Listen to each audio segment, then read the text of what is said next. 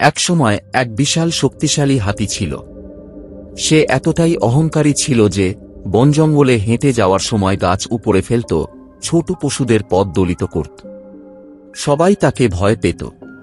একদিন সেই হাতি এক ভিক্ষুকে দেখে হেসে উঠল। তুমি এত দুর্বল, তোমার কি ক্ষমতা আমার সামনে দাঁড়াতে পারবে? ভিক্ষু শান্তভাবে বললেন, তোমার শক্তি বাহ্যিক, কিন্তু আমি শান্তির শক্তিতে বলীয়ান। হাতি হেসে হেসে সামনে এগিয়ে এলো, কিন্তু হঠাৎ সে পা পিছলে পড়ে যায় এবং জখম হয়। তখন সেই ভিক্ষুই হাতির যত্ন নেয়। হাতি তো অবাক, তুমি তো আমার শত্রু হতে পারতে। ভিক্ষু মৃদু হেসে বলেন, শান্তি অহংকারের চেয়ে বড়। সেই দিন থেকে হাতির অহংকার বলতে থাকে, আর সে হয়ে ওঠে নম্র ও সহানুভূতিশীল।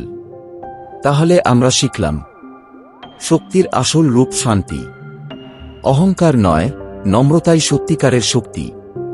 Please like, comment, share and subscribe.